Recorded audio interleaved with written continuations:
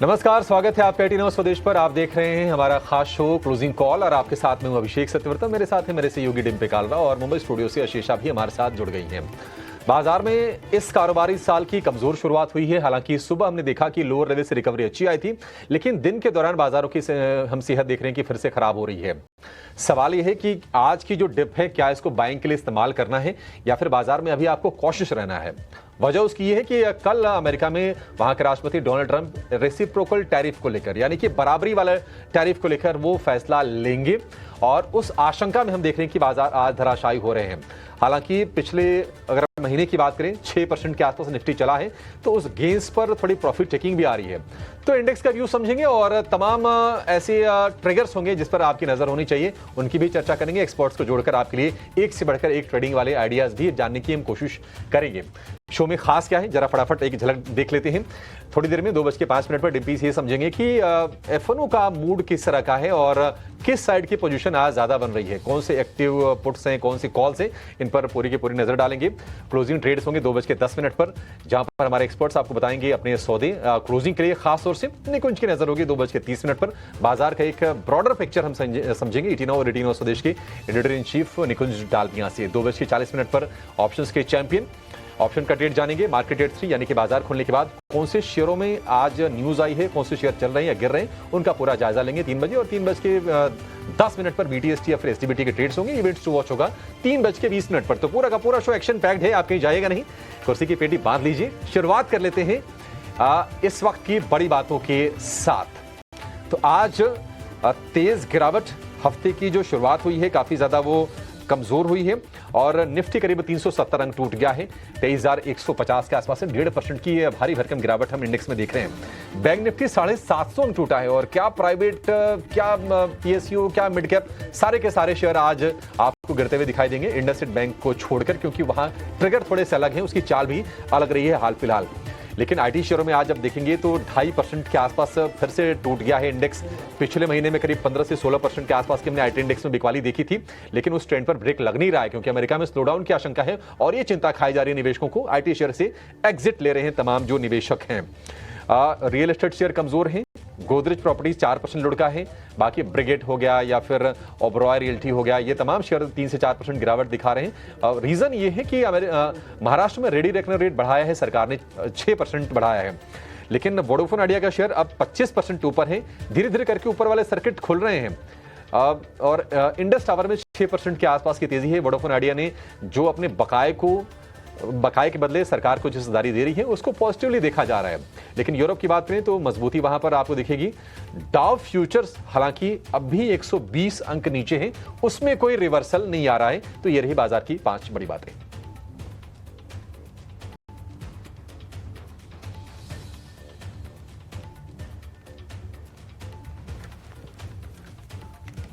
साढ़े 300 अंकों की गिरावट के साथ 23,180 के आसपास निफ्टी कारोबार करता हुआ दिन की ऊंचाई से भारी गिरावट दिखी है।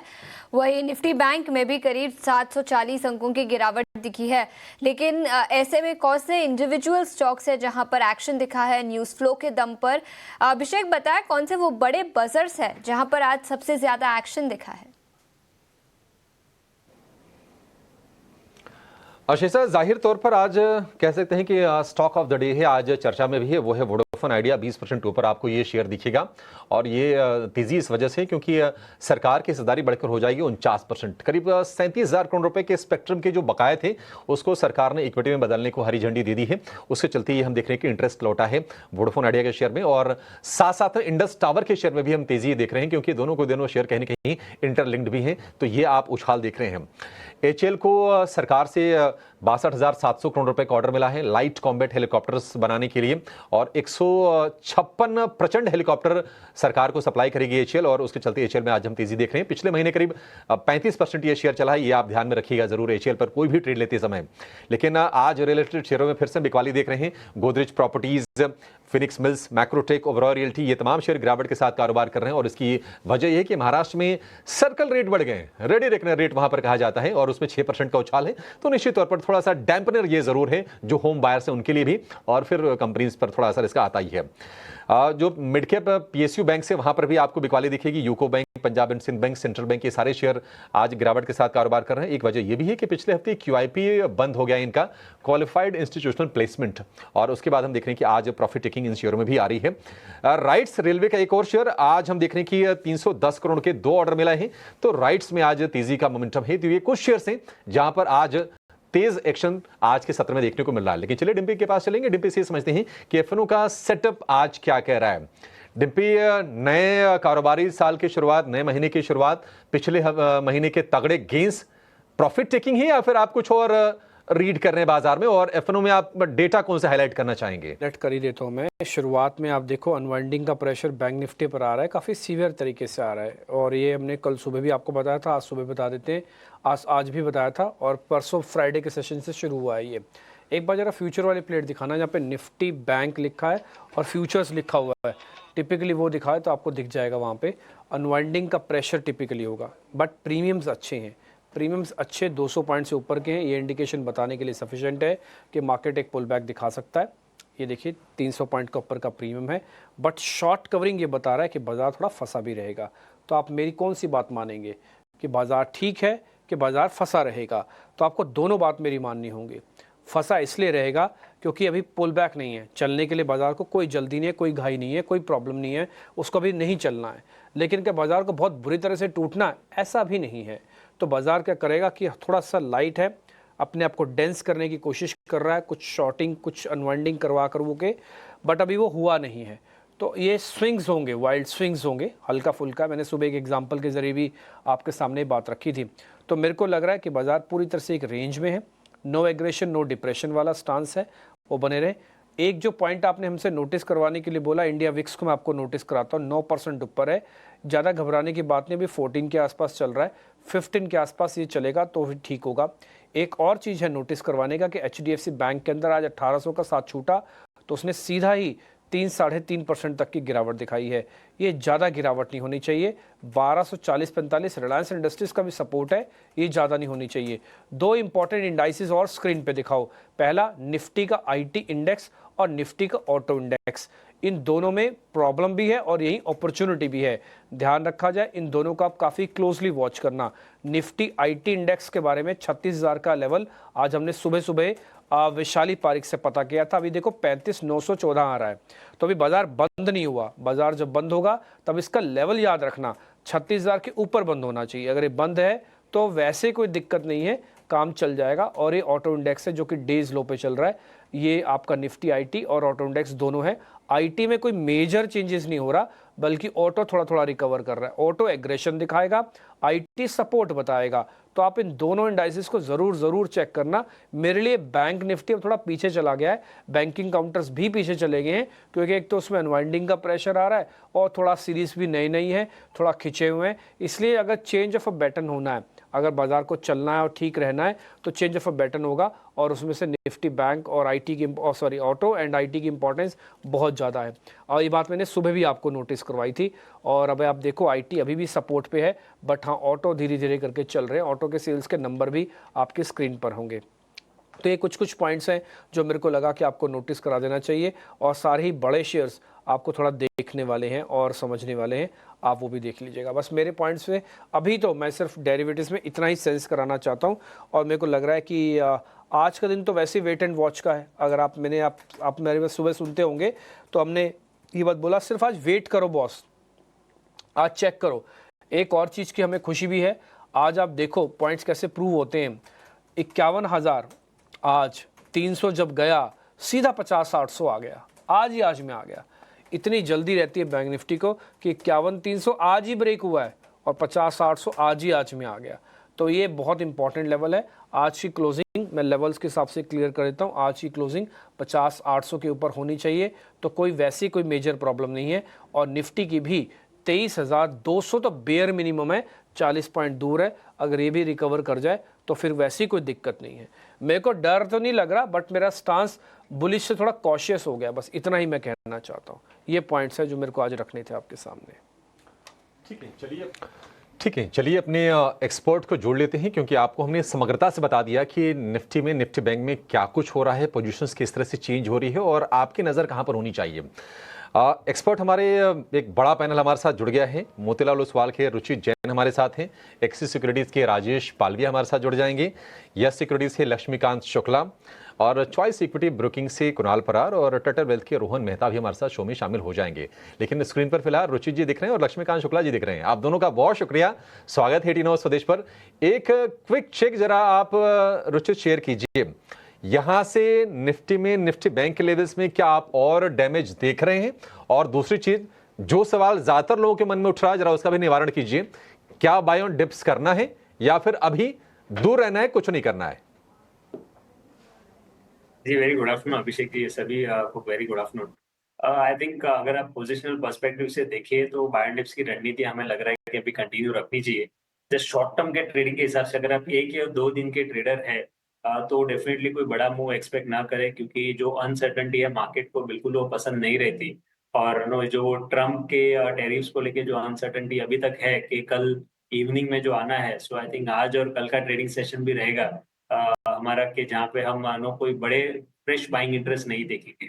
सो हमें लग रहा है कि मार्केट एक पुलबैक मूव मार्च के सेकेंड हाफ में दिखा चुका है। मार्च के मिड मार्च में लगभग 15-14-15% के आसपास एफआईएस की लॉन्ग शॉर्ट रेशियो थी, जो काफी शॉर्ट हैवी पोजीशन थी, वो कुछ हद तक कवर हुई और अब हम 35% के आसपास लॉन्ग शॉर्ट रेशियो उनकी फ्राइडे इवनिंग तक हमने देखा है। तो आई थिंक जब तक वो फ्रेश लॉन्ग्स बिल्डअप नहीं होते हैं एफआईएस की साइड से, तब तक आई थिंक कोई बड़ा ट्रेंडेड फेज हम नहीं देखेंगे, बट रादर हम एक रेंज में कंसोलिडेट करेंगे जहाँ पे 23,800 23,600 ये ऊपर हर्डल एक करेगा और नीचे 23,000 22,800 ये सपोर्ट एक करेगा।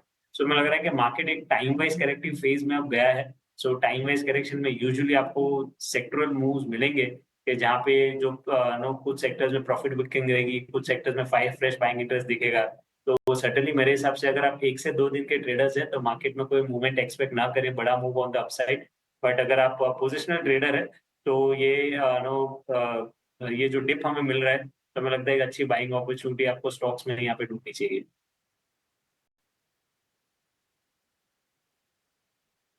अगर आप शॉर्ट टर्म ट्रेडर हैं, 1-2 दिन के लिए बड़े मूव की यहां से अपसाइड की उम्मीद ना कीजिए, थोड़ी सी क्लैरिटी हो जाने दीजिए टैरिफ के फ्रंट पर, उसके बाद तो मौके मिलेंगे। देखिए बाजार में तेजी आ चुकी है, कुछ जो चिंताएं थी वो छट गई हैं, एफआईआईज भी लौट आए हैं। मतलब 5 महीने के बाद हमने देखा कि मार्च में आपको 2,000 करोड़ रुपए की छोटी सी बाइंग जरूर दिखेगी, लेकिन सेंटिमेंट के लिहाज से काफी बड़ी है वो। तो ठीक है, देखते हैं कि कुछ अमेरिका से आता है, डोनाल्ड ट्रंप टैरिफ को लेकर क्या करते हैं। लेकिन चलिए एक और एक्सपर्ट को शो में जोड़ते हैं और स्वागत करते हैं राजेश पालविया जी का एक्सिस सिक्योरिटीज से, और शुरुआत करेंगे अपने खास सेगमेंट क्लोजिंग ट्रेड्स की।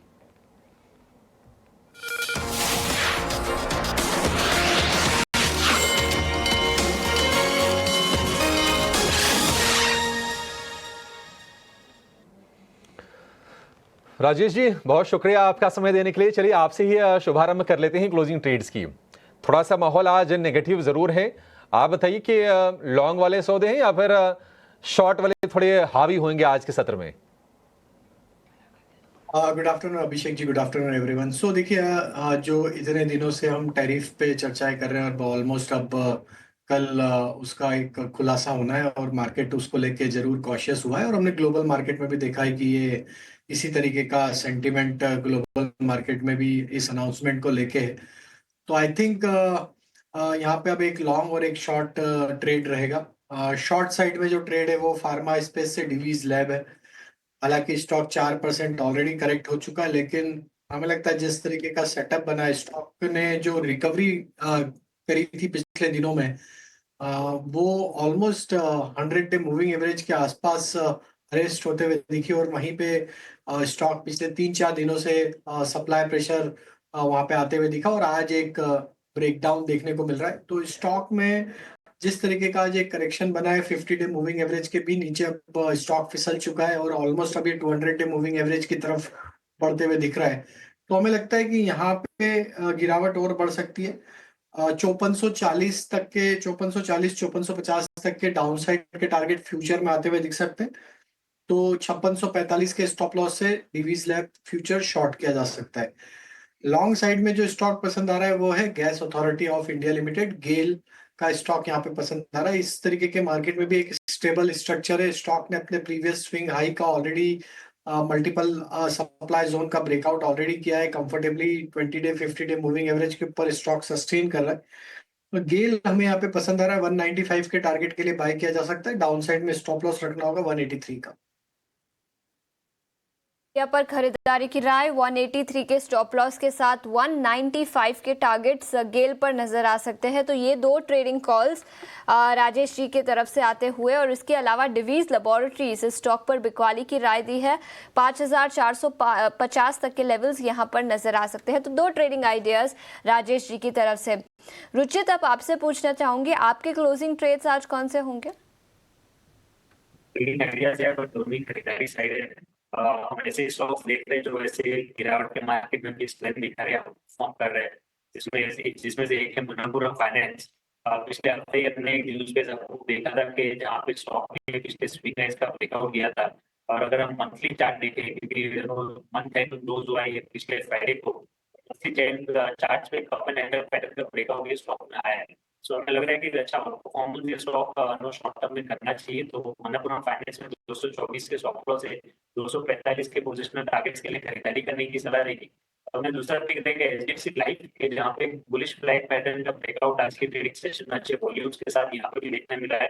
अगेन आज घटते मार्केट में भी देखेंगे तो ये स्टॉक में काफी स्ट्रेंथ है। तो क्लियर जो स्टॉक सिलेक्शन क्राइटेरिया है वो ये कि जो घटते हुए मार्केट में भी आउट परफॉर्म कर रहे हैं, ऐसे ही स्टॉक्स में हम खरीदारी की सलाह दे रहे हैं। एचडीएफसी लाइफ 680 के स्टॉक से खरीदारी करें 715 के राउंड के टारगेट्स के लिए।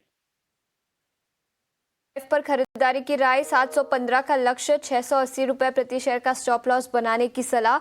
और इसके अलावा मनप्पुरम फाइनेंस स्टॉक पर 224 रुपए प्रति शेयर का स्टॉप लॉस और 245 तक के लेवल्स नजर आ सकते हैं। तो रुचित ने दोनों ही खरीदारी के कॉल्स दिए हैं, मनप्पुरम फाइनेंस और एचडीएफसी लाइफ। लक्ष्मीकांत जी, गुड आफ्टरनून। आपसे पूछना चाहूंगी, आपके क्लोजिंग कॉल्स आज कौन से होंगे? गुड आफ्टरनून आशीषा जी, और सभी पैनलिस्ट को भी मेरा गुड आफ्टरनून जी। हमारी तरफ से भी जो आज के दोनों रिकमेंडेशन है वो बाइंग साइड के ही आ रहे हैं, क्योंकि हमें लगता है कि जो आने वाले सत्र में निफ्टी 23,000 से लेकर 22,800 के अच्छे खासे सपोर्ट दिखाई दे रहे हैं। तो वहां से हम एक रिबाउंड का एक्सपेक्टेशन कर सकते हैं। सो मुझे जो पहला जो ट्रेड है वो बाइंग के लिए है, वो बैंक ऑफ इंडिया। यहाँ पर हमें एक फॉलिंग ट्रेंड लाइन का ब्रेकआउट आता हुआ नजर आ रहा है डेली के चार्ट्स पर। तो मुझे लगता है कि यहाँ पर हमें एक अच्छा खासा स्ट्रेंथ आने वाले समय में हम देख सकते हैं। और अगर हम इसमें अगर हम आरएसआई और मैकडी पे भी नजर डालते हैं तो वहां पर भी पॉजिटिव फॉर्मेशन बनते हुए दिखाई दे रहे हैं। तो मुझे लगता है कि हम करंट लेवल्स पे बैंक इंडिया को बाय करके चल सकते हैं। यहाँ पे हमें स्टॉप लॉस रखना है 106 का, और जो एक्सपेक्टेड टारगेट नजर आ रहे हैं वो नजर आ रहे हैं 118 के। दूसरा जो है वो है पुणे वाला फिनकॉर्प। सो यहाँ पर भी हमें एक पोलेंड फ्लैग का फॉर्मेशन बनता हुआ दिखाई दे रहा है डेली के चार्ट्स पर।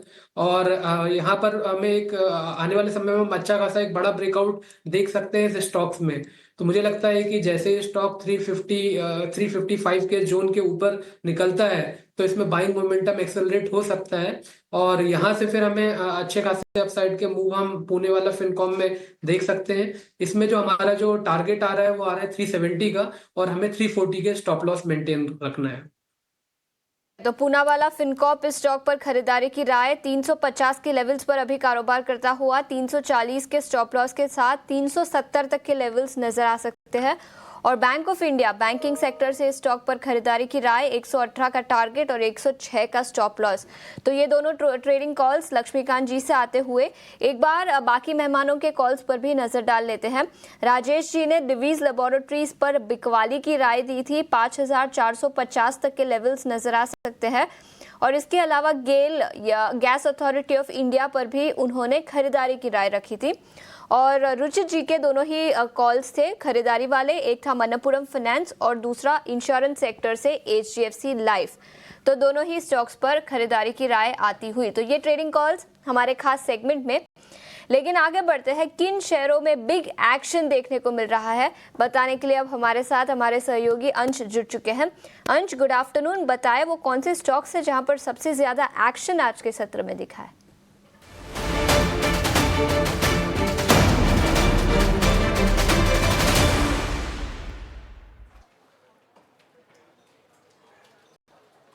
बिल्कुल, सबसे पहले शुरुआत हम परसिस्टेंट सिस्टम से करेंगे। यहाँ पे हम देखें तो 4 सेशन से स्टॉक एक कंसोलिडेशन में फंसा हुआ था, वहाँ से नीचे की ओर आज ब्रेकडाउन देता हुआ नजर आ रहा है। साथ ही साथ 200 डीएम में जहाँ पे अच्छा सपोर्ट ले रहा था, वहाँ को भी उसे भी तोड़ता हुआ यहाँ पे नीचे जाता हुआ नजर आ रहा है। अगर इसे चार्ट पे देखें तो सारे की डीएमए लेवल है उन सबको भी पार करके नीचे यहाँ पे जाता हुआ नजर आ रहा है, तो यहाँ पे काफी बेरिश सेंटिमेंट बनता हुआ नजर आ रहा है।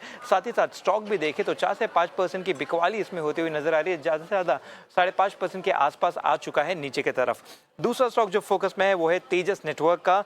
दरअसल कंपनी को कुछ 189 करोड़ का ऑर्डर मिला है मिनिस्ट्री ऑफ कम्युनिकेशन से पीएलएस स्कीम के तहत, तो इसके चलते यहाँ पे काफी अच्छी खरीदारी होती हुई नजर आ रही है। स्टॉक भी देखे तो 4.5% की अच्छी तेजी के साथ ट्रेड करता हुआ नजर आ रहा है।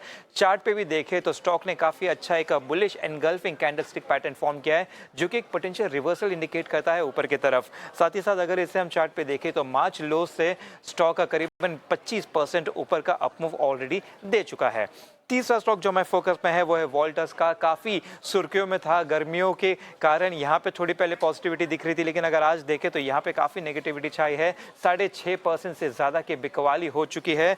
यहाँ पे अगर हम चार्ट पे भी देखें तो 3 वीक लो आज छू चुका है। साथ ही साथ आज के दिन में ही 20 और 50 डीएमए को भी तोड़ता हुआ नीचे जाता हुआ दिख रहा है। अगर इसके स्टॉक फ्यूचर्स में भी देखा जाए तो वहाँ पे ओपन इंटरेस्ट करीबन 17-18% बढ़ता हुआ नजर आ रहा है, तो वहाँ पे भी काफी सिग्निफिकेंट शॉर्ट बिल्डअप बनता हुआ दिख रहा है। इन तमाम स्टॉक्स पर नजर रखें। जो पेन है थोड़ा सा और बढ़ा है। निफ्टी की जो गिरावट है वो है 370 अंकों की, 23,150 के आसपास है। और निफ्टी बैंक की बात करें तो 750 अंकों की तेज गिरावट। 25 मार्च को हमने देखा था कि निफ्टी ने 23,850 के स्तर को भी क्रॉस किया था, तो उस स्तर से अगर आप देखेंगे तो करीब 700 पॉइंट की नरमी आ गई है, 700 पॉइंट की प्रॉफिट टेकिंग इनफैक्ट आ गई है और निफ्टी में। और फिर से हम देख रहे हैं कि 23,000 के मुहाने पर आकर निफ्टी खड़ा हो गया है। और निफ्टी बैंक 52,000 के लेवल को क्रॉस किया था उस दिन, और आज हम देख रहे हैं कि 51,000 के भी नीचे आकर कारोबार कर रहे हैं, तो करीब करीब 1200 अंकों की प्रॉफिट टेकिंग निफ्टी बैंक में भी आ गई है। और आज आईटी और हम देख रहे हैं कि कुछ फाइनेंशियल काउंटर्स जिसमें कि बजाज फाइनेंस और एचडीएफसी बैंक भी शामिल हैं, ये बाजार का मूड खराब करने का काम कर रहे हैं। लेकिन एक और सेगमेंट है जहां पर आज हम प्रेशर देख रहे हैं, और वो है रियल एस्टेट का खेमा। आप देखेंगे मैक्रोटेक हो गया, Oberoi realty, Godrej properties, Prestige, 3.5% से ज्यादा गिरावट आप सभी के सभी शेयरों में देखेंगे। और उसकी वजह यह है कि महाराष्ट्र में घर महंगे हो गए हैं। सरकार ने रेडी रेकनर रेट, जिसको कि कई राज्यों में सर्कल रेट के नाम से भी जाना जाता है, उसको बढ़ाने का फैसला किया है। और ये बढ़ोतरी थोड़ी मोड़ी नहीं है, 6% के आसपास की है, तो ठीक ठाक बोझ बढ़ जाएगा। और उसके चलते हम देख रहे हैं कि आज प्रेशर में आ रहे हैं। एक बार जरा खबर समझ लेते हैं। हमारे सहयोगी अनुराग शाह हमारे साथ जुड़ गए हैं और उनसे जानते हैं डिटेल्स। अनुराग, निश्चित तौर पर जो होम बायर्स हैं उनके लिए थोड़ी चैलेंज बढ़ जाएगी, और अब आज हम स्टॉक्स में भी रिफ्लेक्ट होते हुए देख रहे हैं। बताइए कि क्या फैसला लिया है सरकार ने? मुंबई समेत महाराष्ट्र में 1 अप्रैल से घर खरीदना महंगा हो जाएगा, क्योंकि सरकार के द्वारा 2 साल बाद रेडी रेकनर रेट्स में बढ़ोतरी कर दी गई है। रेडी रेकनर रेट को सर्कल रेट भी कहा जाता है, जहां पर उस रेट के ऊपर घर खरीदार को स्टैंप ड्यूटी चुकानी होती है, और सरकार का अनुमान होता है उस प्रॉपर्टी का वैल्यू को लेकर उसे रेडी रेकनर रेट कहा जाता है। और जो बढ़ोतरी हुई है वो औसतन 3.89% हुई है। अगर एरिया वाइज बात करें तो मुंबई के अंदर 3.39%, नवी मुंबई के अंदर 6.75%, थाने के अंदर 7.7%, नासिक के अंदर 7.31% और सोलापुर के अंदर जो रेडी रेकनर रेट में बढ़ोतरी हुई है वो 10% की हुई है। तो 2 साल से इसकी बढ़ोतरी नहीं हुई थी, और सरकार को भी रेवेन्यू बढ़ाने के लिए रेडी रेकनर रेट के अंदर बढ़ोतरी करनी पड़ी, और अनुमान है कि रेडी रेकनर रेट बढ़ने से करीब 10,000 करोड़ की रेवेन्यू में बढ़ोतरी होगी। और ये माना जा रहा था कि 1 अप्रैल से रेडी रेकनर रेट में बदलाव होगा। इसी वजह से मुंबई समेत महाराष्ट्र के अलग अलग हिस्सों में जो मार्च के अंदर रजिस्ट्रेशन दिखे उसमें जबरदस्त उछाल देखने को मिला, और अब 1 अप्रैल से ये दरें जो बदलाव होगी, जिसमें आप नई रजिस्ट्री कराएंगे उसके अंदर स्टैंप ड्यूटी रजिस्ट्रेशन पे आपको ज्यादा पैसे देने होंगे, और डेवलपर के द्वारा भी जो रेट कोट की जाती है, अगर रेडी रेकनर रेट में बढ़ोतरी होती है तो डेवलपर भी जो उसको बढ़ाकर घर खरीदार को पास ऑन करेगा।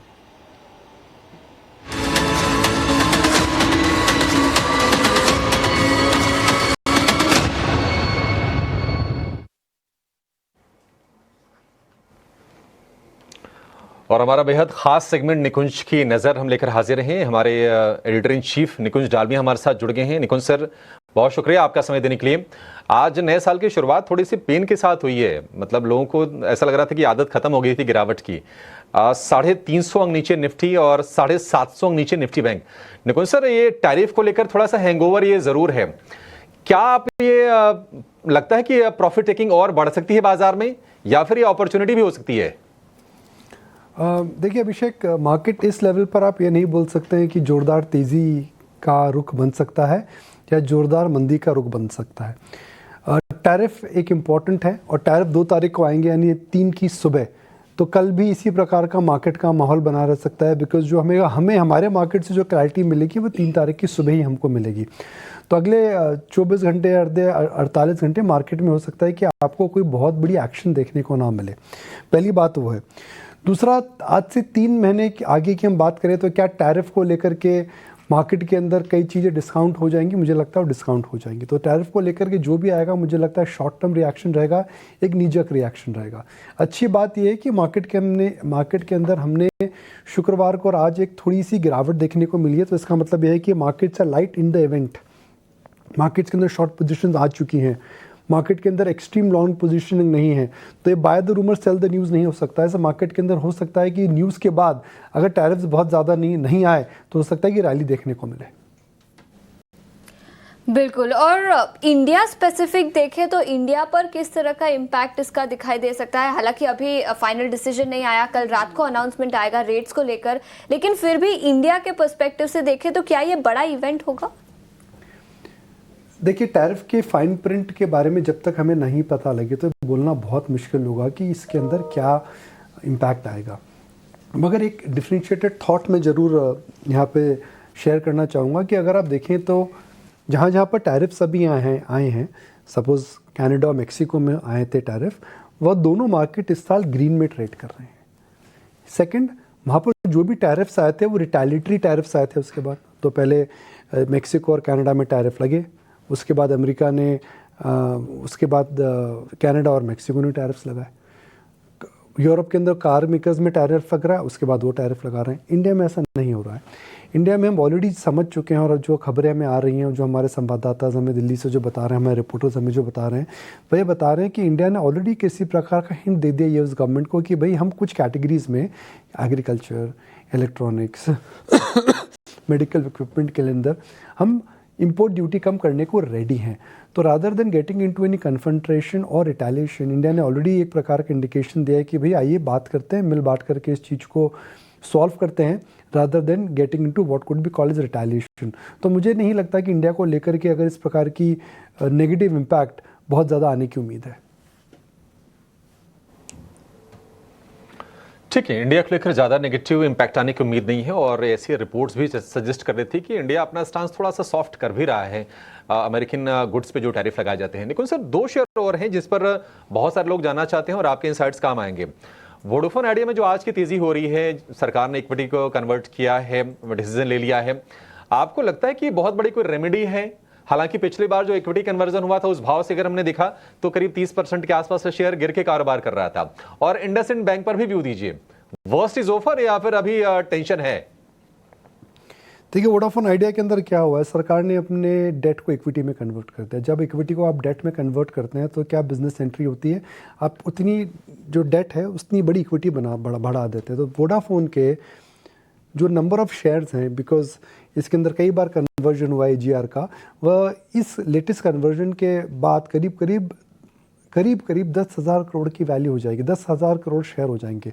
अब जब इक्विटी इतनी ज़्यादा बढ़ जाएगी तो जाहिर है मिनॉरिटी शेयर होल्डर, जो हम एक छोटे निवेशक को बोलते हैं, उसको लॉन्ग टर्म में क्या मिलेगा? कुछ नहीं मिलेगा। सरकार ने जो ये करा है, मेरे हिसाब से एक डिफरेंट पर्पस के लिए डेट को इक्विटी में कन्वर्ट करा है।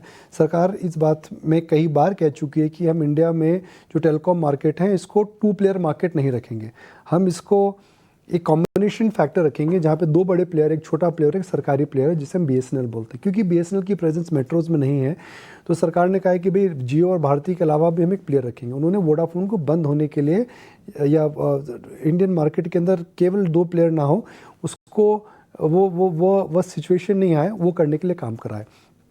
तो स्टॉक तो देखिए ऊपर जाएगा। स्टॉक इसलिए जाएगा बिकॉज कंपनी इस समय बैंकरप्सी लेवल पर आ चुकी थी। बैंकरप्सी लेवल के बाद अगर सरकार ने उसमें अपनी ओनरशिप 49% कर दी और टेक्निकली वो 80% तक जा सकते हैं, तब ये सरकार की कंपनी हो गई। डेटा को चुकाया जाएगा, 5G का रोल आउट हो जाएगा, उनके डाइट आउटगो के अंदर उनकी समस्या नहीं आएगी, तो जाहिर सी बात है नियर टर्म में एंटरप्राइज वैल्यू स्टॉक की बढ़ेगी। मगर लॉन्ग टर्म की हम बात करते हैं, हम अक्सर बोलते हैं कि शेयर को लॉन्ग टर्म के लिए रखें। वोडाफोन में लॉन्ग टर्म ना सोचिए। वोडाफोन के अंदर एक ट्रेड है। वोडाफोन घर घर की कहानी हो चुका है। QIP में जब 13-14 रुपये में QIP आया था, उसके नीचे आ चुका है शेयर। तो मुझे लगता है कि वोडाफोन में 1 या 2 दिन के अंदर जब भी स्टॉक इसका पीक आउट हो जाएगा, वहाँ से काफ़ी ज़्यादा सप्लाई देखने को मिलेगी। मैं अक्सर कहता हूँ कि लॉन्ग टर्म सोचें, लॉन्ग टर्म ध्यान दें, और लॉन्ग टर्म में ज़्यादा पैसा बनता है। मगर वोडाफोन में मुझे नहीं लगता कि लॉन्ग टर्म में ज़्यादा पैसा बनेगा। जब इंडसइंड बैंक की बात है, आज जो स्टॉक FNO बैंक से निकला है, फ्राइडे को निकल गया, तो जाहिर से उसमें बाइंग थोड़ी सी आ रही है। कई लोगों का ये भी मानना है कि भाई जो प्रोमोटर ग्रुप है उन्होंने 30 करोड़ शेयर अशोक लेलैंड को जो प्लेज करे हैं, शायद उसकी वजह से वो इंडसइंड बैंक का जो वो प्लेज है, अनप्लेज है, वो कम कर रहे हैं, जिसकी वजह से प्रेशर हट रहा है। भाई इंडसइंड बैंक के अंदर एक अंग्रेजी में हम कहावत कहते हैं जी, it is better to go for bird in the hand rather than 2 in the bush. तो इंडसइंड बैंक गिर चुका है, सस्ता है, मगर हमें पता नहीं कि इस क्वार्टर के अंदर उसके अंदर कितना बड़ा लॉस आएगा। डेरिवेटिव का लॉस अलग है, MFI का लॉस अलग है। तो इस मार्केट के अंदर अक्सर लोग बोलते हैं इंडसइंड बैंक में क्या करें। मैं अक्सर बोलता हूँ कि भाई अगर इस मार्केट के अंदर इतने अच्छे आइडियाज़ हैं, तो आप वहाँ क्यों जाना चाहते हैं जहाँ पर आपको अनसर्टिनिटी दिखती है। अगर आपको सर्टिनिटी चाहिए तो इंडसइंड बैंक में ना जाएं। अगर आपको कैपिटल को लेकर रिस्क लेना है तो इंडसइंड बैंक में निवेश करना चाहिए। ठीक है, तो ये नजरिया इंडसइंड बैंक और इसके अलावा कुछ और स्टॉक्स और सेक्टर्स पर भी हमने चर्चा की। जियोपॉलिटिकल फ्रंट पर भी काफी कुछ हो रहा है। निकुंज सर, बहुत बहुत शुक्रिया समय निकालकर अब हमारे साथ ET नाउ स्वदेश पर जुड़ने के लिए। लेकिन इसके अलावा कई और स्टॉक्स और सेक्टर्स जहां पर आज के सत्र में एक्शन दिखा है। रियल एस्टेट इंडेक्स सबसे बड़ा sectoral loser. In fact Nifty realty index 3% की गिरावट के साथ कारोबार करता हुआ। गोदरेज प्रॉपर्टीज की बात करें तो 4% से ज्यादा की कमजोरी यहां पर दिखी है। Prestige estates, Oberoi realty, Lodha जैसे सभी स्टॉक 3.5 से 4.5% की गिरावट के साथ कारोबार करते हुए। लेकिन रियल एस्टेट सेक्टर के अलावा IT इंडेक्स में भी भारी कमजोरी आज के सत्र में दिखी है। परसिस्टेंट सिस्टम्स, कोफोर्ज, HCL टेक, इन्फोसिस सभी स्टॉक्स 3% से ज्यादा की गिरावट के साथ कारोबार करते हुए। इस पर एक नजरिया ले लेते हैं हमारे मेहमानों का। कई सारे टेक्निकल एनालिस्ट भी हमारे साथ जुड़े हुए हैं। राजेश जी, सबसे पहले आपसे पूछना चाहूंगी, क्या व्यू होगा आपका IT इंडेक्स पर, और टेक्निकल्स पर देखें तो क्या इन लेवल्स पर खरीदारी के मौके अब बनेंगे? तो आशीषा जी देखिए, निफ्टी IT इंडेक्स तो एक डाउन ट्रेंड में ही है, और अगर हम देखें तो series of lower top lower bottom formation Nifty IT index ने बनाए हैं। और अगर हम देखें तो पिछले कुछ दिनों में वापस से लार्ज कैप IT में एक गिरावट वापस बनते हुए दिखी है। तो हमें लगता है जो भी छोटे मोटे पुल बैक IT सेक्टर में बने हैं, वहां पे अभी भी कॉन्फिडेंस कंफर्ट नहीं है। और यहाँ पे अभी हमें लगता है कि एक क्रूशियल लेवल के आसपास ही निफ्टी IT इंडेक्स ट्रेड करते हुए देखने को मिल रही, जो कि है करीब 35,800 35,700 के जोन में। अगर ये लेवल वॉयलेट होते हैं निफ्टी IT इंडेक्स के, तो हमें लगता है कि यहाँ पे फर्दर 2 से 3% का और करेक्शन इसी करेक्शन के साथ कंटिन्यू होते हुए दिखेगा। तो हमें लगता है वीकनेस तो है। स्टॉक स्पेसिफिक बात करें तो यहाँ पे इन्फोसिस का अगर स्ट्रक्चर देखें तो स्टॉक अब डिसाइसिवली 20 डे मूविंग एवरेज के नीचे सस्टेन होते हुए देखने को मिला है। पुल बैक का अटेम्प्ट जरूर था, लेकिन वहां पे हायर साइड पे काफी सप्लाई यहाँ पे देखने को मिला। और हमें लगता है कि अब इन्फोसिस भी अगर 1530-35 के नीचे सस्टेन रहा, तो यहाँ पे नेक्स्ट टारगेट 1500 और 1480 की तरफ आते हुए दिख सकता है। वही लार्ज कैप स्पेस में HCL टेक को भी देखें तो वो स्टॉक भी अभी भी हमें लगता है कि एक क्रूशियल सपोर्ट जोन के आसपास ट्रेड कर रहा है। और जिस तरीके की वीकनेस है, तो हमें लगता है कि वो सपोर्ट जोन जो कि है करीब 1520 1515 के जोन में, वो भी टूटते हुए दिखेंगे। अगर वो टूट जाते हैं तो फिर उसका नेक्स्ट टारगेट लोअर साइड पे 1460 1450 की तरफ भी आते हुए दिख सकता है। तो IT एज ए स्पेस अभी हमें लगता है वीक है, अभी बाय नहीं करना चाहिए। यहाँ पे फर्दर और करेक्शन एक्सटेंड होते हुए दिख सकता है।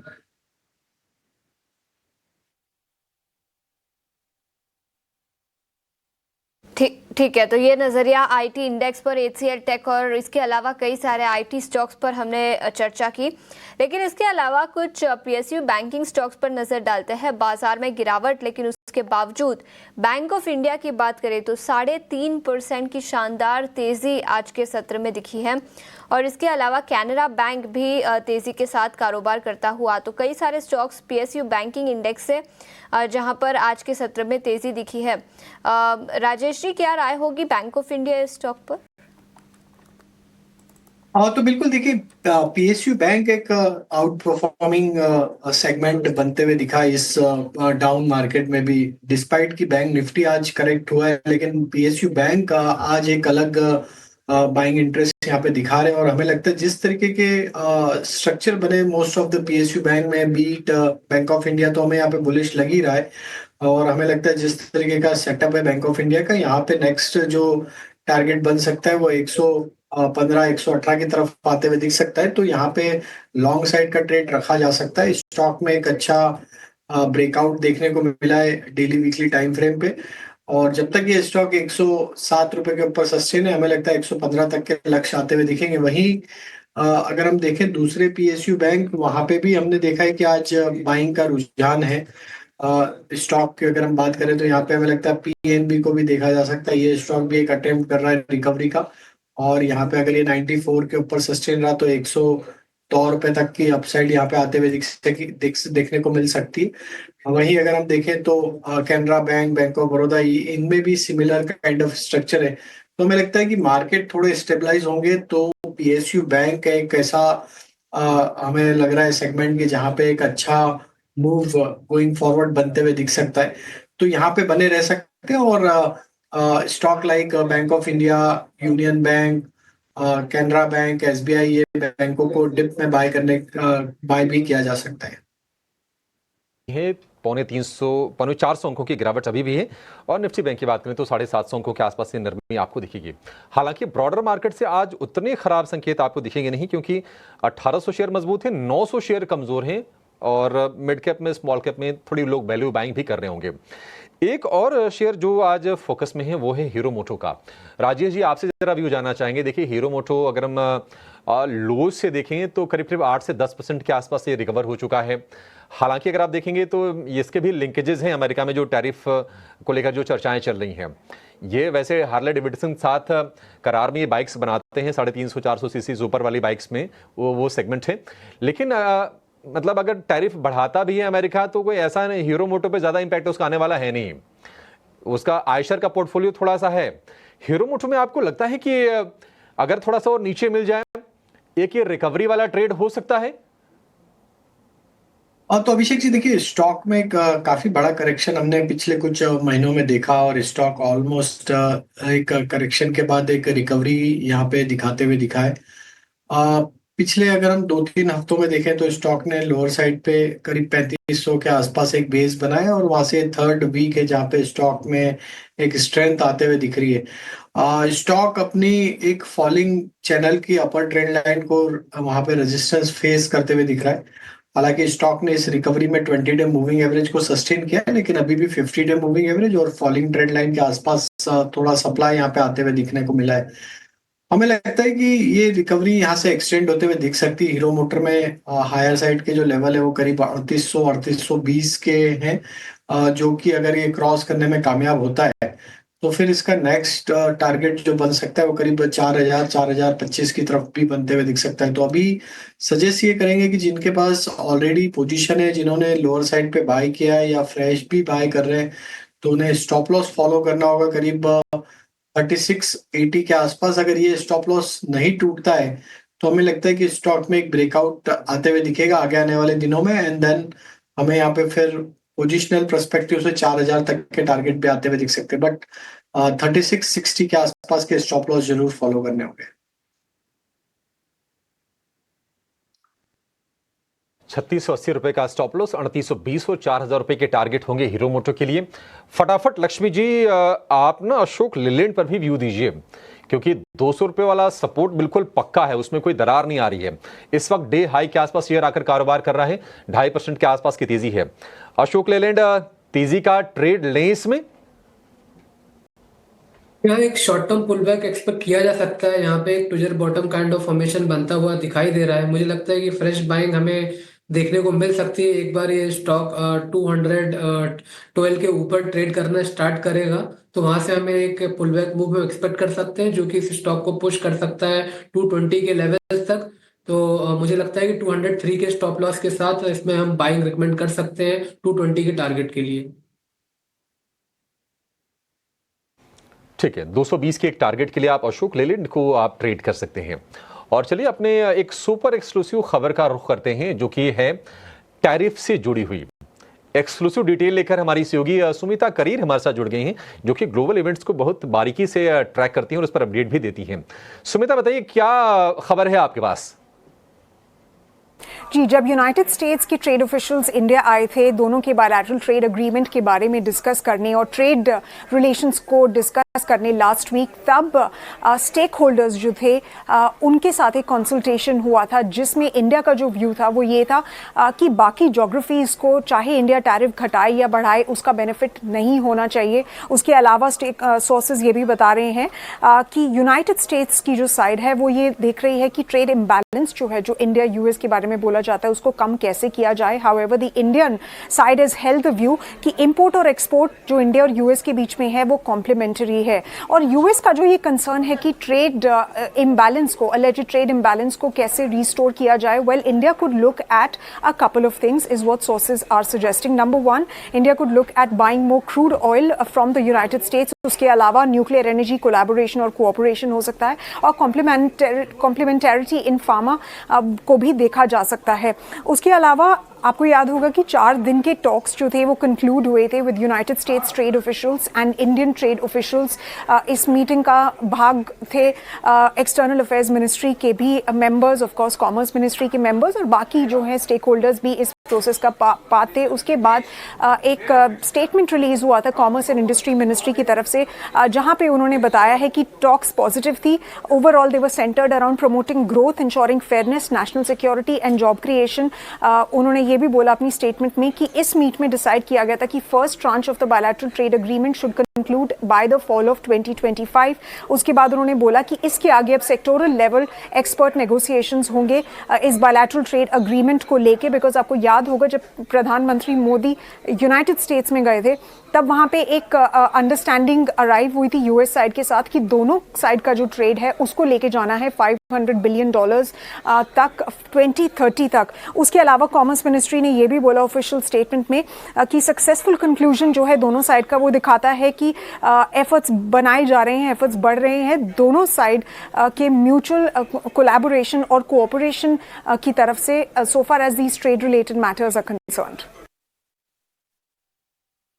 शुक्रिया पूरी डिटेल्स के साथ हमारे साथ जुड़ने के लिए। काफ़ी कुछ जियोपॉलिटिकल फ्रंट पर हुआ है, होने वाला है। कल डोनाल्ड ट्रंप की कमेंट्री निकल कर आएगी तो उस पर भी सबकी नज़र रहेगी। इस पर ईटी नाउ स्वदेश पर विस्तार में चर्चा भी बरकरार रहेगी। लेकिन इक्विटी मार्केट्स पर नज़र डालें तो आज भारी गिरावट, 350 अंकों की गिरावट के साथ 23,160 के आसपास निफ्टी कारोबार करता हुआ। और कुछ इंडिविजुअल स्टॉक्स पर नज़र डालते हैं। Ipca laboratories health care segment का ये स्टॉक करीब 7% की गिरावट के साथ निफ्टी 500 इंडेक्स के टॉप लूजर्स में शामिल। लक्ष्मीकांत जी, आपसे पूछना चाहूंगी, इप्का लैबोरेटरीज कोई फंडामेंटल वजह तो नहीं, लेकिन फिर भी 7% की भारी गिरावट, क्या राय होगी आपकी इस स्टॉक पर? देखिए, आज के दिन तो ये ऑलरेडी 7% का डाउन टिक दिखा चुका है स्टॉक। करेंटली अगर हम फ्राइडे सेशन तक के अगर ट्रेड देख रहे हैं तो वहाँ पे हमें अच्छी खासी तेजी देखने को मिली थी। बट आज स्टॉक ने 100 डीएमए के पास ही रेजिस्टेंस को फेस किया और वहाँ से हमें फिर bearish belt hold candlestick formation देखने को मिला है। तो शॉर्ट टर्म जो मूवमेंट है वो नीचे की साइड ही रहेगा। अगर ये 13,370 के लेवल के नीचे फिसलता है देन हमें फर्दर सेलिंग प्रेशर देखने को मिल सकता है। और उस दौरान ये स्टॉक जो इसके प्रीवियस स्विंग लो हैं जो कि अभी 1,300 के आसपास आ रहे हैं, वहां तक फिर से हमें एक करेक्टिव मूव देखने को मिल सकता है इस स्टॉक में। इप्का लेबोरेटरीज पर, लेकिन इसके अलावा वोल्टास, याद रखें सुबह खबर निकल कर आई थी, खबर तो पॉजिटिव थी कि इस साल आईएमडी का प्रिडिक्शन है कि अप्रैल के महीने में नॉर्मल से ज़्यादा टेम्परेचर हो सकते हैं, जो सभी एसी कंपनियों के लिए पॉजिटिव होना चाहिए। उसके बावजूद वोल्टास भी करीब 7% की गिरावट के साथ कारोबार करता हुआ। राजेश जी, क्या राय होगी आपकी 1360 के आसपास वोल्टास, अगर किसी के पास ऑलरेडी पोजिशन है तो क्या करने की सलाह होगी? तो देखिए, वोल्टास में एक रिकवरी देखने को मिली थी पिछले 3-4 हफ्तों में, लेकिन आज जिस तरीके से स्टॉक में करेक्शन बना है, स्टॉक अपने 20-50 डे मूविंग एवरेज के नीचे फिसलते हुए दिख रहा है। एंड 50 डे मूविंग एवरेज ने स्टॉक को डाउनवर्ड क्रॉसओवर भी किया, जो कि एक नेगेटिव साइन है स्टॉक के लिए। हमें लगता है जब तक अभी ये स्टॉक 1400 1390 के नीचे सस्टेन रहेगा, स्टॉक में फर्दर वीकनेस या सेलिंग प्रेशर जिसे हम कह सकते हैं देखने को मिल सकता है। And then on the downside stock 1300 के आसपास तक करेक्ट होते हुए दिख सकता है नियर टर्म पर्सपेक्टिव में। 1300 तक भी गिर सकता है वोल्टास का शेयर। 1100 से चल के ये 1500 तक पहुंचा। अच्छे पैसे लोगों ने बनाए, थोड़ी प्रॉफिट टेकिंग भी आ रही है वोल्टास में, और आज 7% की गिरावट के साथ ये वायदा का सबसे ज्यादा गिरने वाला शेयर है। 1350 रुपए के आसपास के भाव हो गए हैं। लेकिन इसके साथ साथ अगर आप देखेंगे तो आईटी शेयरों में भारी बिकवाली है। मार्च का महीना आईटी के लिए काफी हम कहेंगे कठिन रहा। करीब 15% तक आईटी इंडेक्स टूटा। 46,000 वाला इंडेक्स हमने देखा कि 36,000 के नीचे आ गया आईटी इंडेक्स, और कहीं से भी राहत मिल नहीं रही है। अमेरिका में कहीं ना कहीं स्लो डाउन को लेकर आशंकाएं हैं। टैरिफ वाली तनाव एक है ही। भारत अमेरिका के जो रिलेशंस हैं, वीजा वाले रूल को लेकर देखते हैं कि उसमें क्या कुछ अपडेट आते हैं। लेकिन काफी करेक्शन हमने देख लिया। राजेश जी, करेक्शन क्या आईटी में आप और देख रहे हैं, और कोई बाइंग अपॉर्चुनिटी आपके हिसाब से है या फिर नहीं, अभी दूर रहे हैं, मतलब मौकों का खरीदारी के लिए इस्तेमाल ना करें? तो अभिषेक जी, थोड़ा दूर रहना चाहिए आईटी स्टॉक से, क्योंकि अगर हम देखें IT as a whole sector में ही वीकनेस है। आईटी इंडेक्स में भी देखें तो series of lower top lower bottom formation है, जो कि एक वीकनेस का साइन है। इंडेक्स अपने सारे near term short term moving averages से काफी नीचे फिसल चुका है, और सेम काइंड ऑफ बिहेवियर हमने देखा है कि लार्ज कैप आईटी में भी देखने को मिला है। इन्फोसिस भी अगर हम देखें तो 20 डे मूविंग एवरेज के नीचे फिसल चुका, और यहाँ पे भी हमें लगता है कि फर्दर कट देखने को मिलेगा। बाकी स्टॉक्स में भी अगर हम सेटअप देखें तो एचसीएल टेक का स्ट्रक्चर भी काफी वीक हो चला है। वहीं अगर हम देखें तो टेक महिंद्रा, विप्रो, ये स्टॉक्स में भी एक वीकनेस यहाँ पे देखने को मिल रही है, और मोस्ट ऑफ द स्टॉक अपने इस करेक्शन में क्रिटिकल सपोर्ट के आसपास ट्रेड करते हुए दिख रहे। तो अगर यहाँ से आईटी इंडेक्स फर्दर 1% से ज्यादा करेक्ट होता है, तो हमें लगता है कि सारे ही लार्ज कैप आईटी स्टॉक्स में लोअर साइड पे ब्रेकडाउन बनते हुए दिखेगा, and then further follow up selling action भी आते हुए दिखेगी। तो अभी थोड़ा रुकना चाहिए। हमें लगता है कि ये सेक्टर अभी वीक जोन में है। छोटी मोटे उछाल जरूर आ सकती है ओवरसोल्ड ट्रेजेक्टरी में होने के कारण, लेकिन हमें लगता है कि वो बाइंग अपॉर्चुनिटी नहीं है। अभी थोड़ा और समय लग सकता है आईटी स्टॉक्स को एक कंफर्ट जोन में या एक बाइंग जोन में आने के लिए।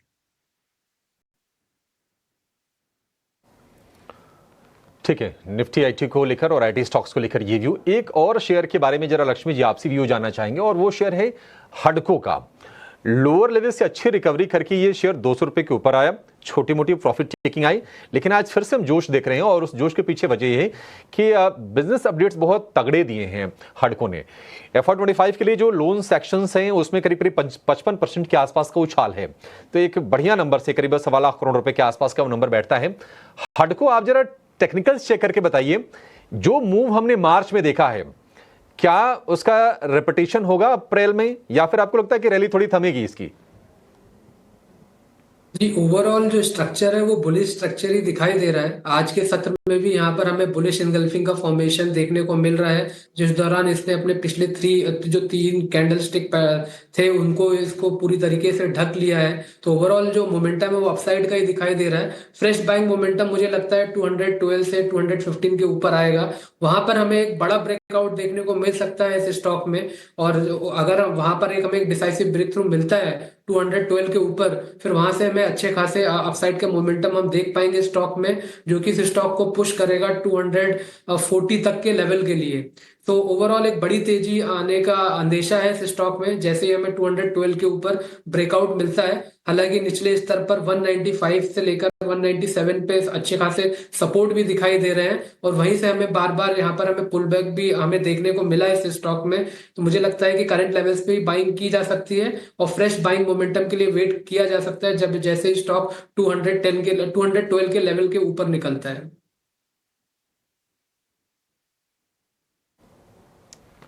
ठीक है, हडको को लेकर ये व्यू। निफ्टी कारोबार करता हुआ और निफ्टी बैंक में भी करीब 750 अंकों की कमजोरी आज के सत्र में दिखी है। सभी सेक्टोरल इंडिसेस लाल निशान में कारोबार करते हुए और काफी कमजोर शुरुआत इस हफ्ते की भारतीय बाजारों के लिए। रियल्टी, आईटी, फार्मा, बैंक सभी सेक्टोरल इंडिसेस भारी गिरावट के साथ आज के सत्र में कारोबार करते हुए। लेकिन इस बीच कुछ ऐसे स्टॉक्स पर नजर डालते हैं जहां पर आज के सत्र में तेजी दिखी है। और कुछ स्टॉक्स की बात करें तो पीवीआर, आइनॉक्स 6% की तेजी यहां पर।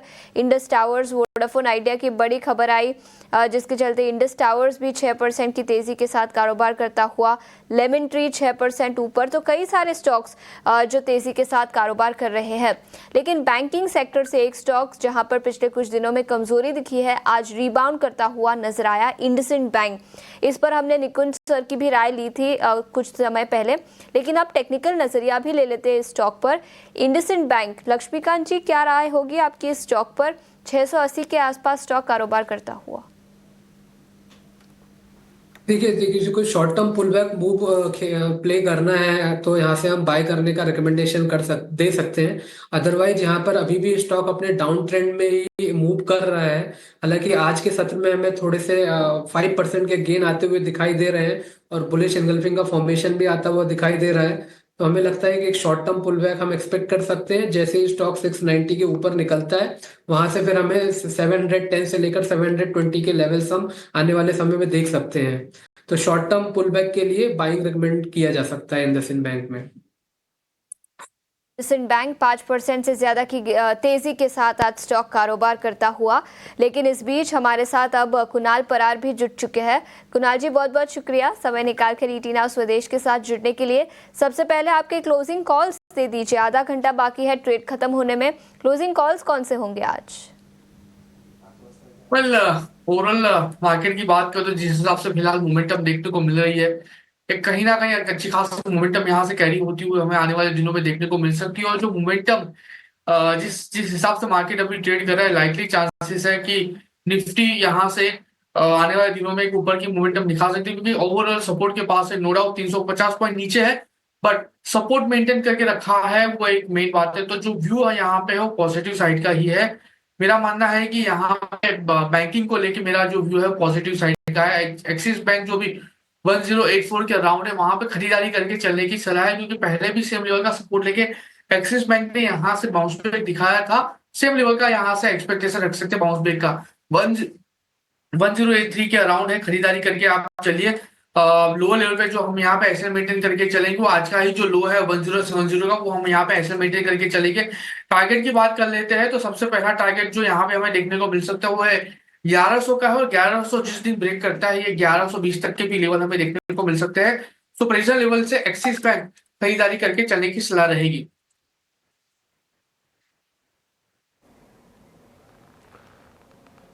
ठीक है, एक्सिस बैंक को लेकर ये व्यू। चलिए आगे बढ़ेंगे, कुछ और शेयरों के बारे में चर्चा करेंगे। कुणाल जी, बहुत शुक्रिया आपका समय देने के लिए।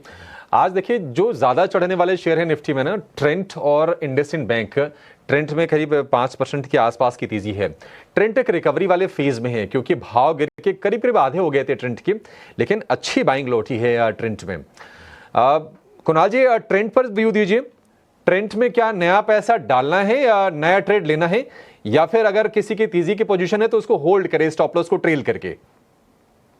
वेल, स्टॉप लॉस को ट्रेल करके ही चलने की सलाह है। यहाँ पे नया पैसा डालने की कोई रिक्वायरमेंट नहीं है, और वैसे भी रिस्क उतना फेवरेबल नहीं है नया पैसा डालने के लिए।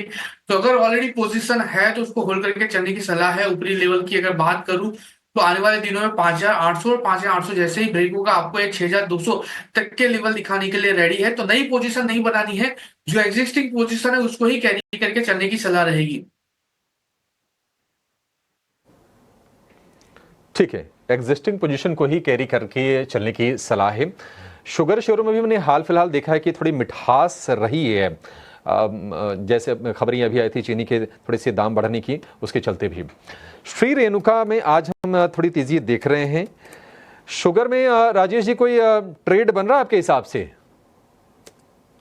आई थिंक देखिए काफी बीटन डाउन हो चुके हैं स्टॉक्स, सारे शुगर स्टॉक्स का अगर हम स्ट्रक्चर देखें तो रेणुका में जरूर एक रिकवरी बनी है आज, लेकिन अभी भी वो सब्सटेंशियल नहीं है ये स्टॉक को फर्दर फॉलो बाइंग एक्शन में कन्वर्ट करने के लिए, क्योंकि स्टॉक अभी भी 20-डे मूविंग एवरेज के आसपास ही स्ट्रगल करते हुए दिख रहा है।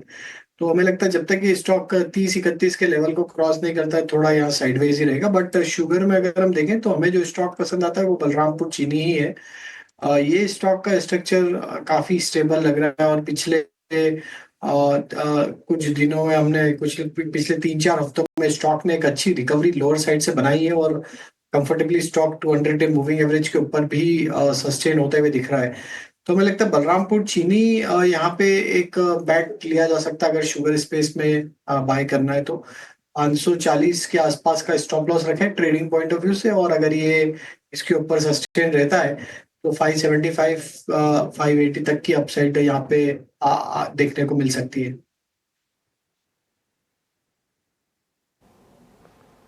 ठीक है, बलरामपुर चीनी ये दिग्गज कंपनी शुगर स्पेस की, और इसमें भी 1.5% के आसपास की तेजी है। भाव है 555। डेटा बेस में कुछ प्रॉब्लम आ रही है, इसको लेके आएंगे इस शेयर को, लेकिन मार्केट एट 3 लेकर हमारे इस योगी आनंद शुक्ला हमारे साथ जुड़ गए हैं। आनंद बताइए, आज बाजार खुलने के बाद कौन सी खबरें आई और कहां पर रिएक्शन तेज है आज?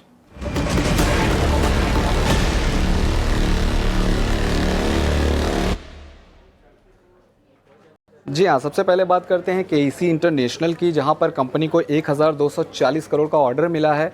और ये जो ऑर्डर है वो कंपनी को कई अलग अलग बिजनेस के लिए मिला है, जिसके चलते शेयर में करीब करीब 2% की तेज़ी देखने को मिल रही है।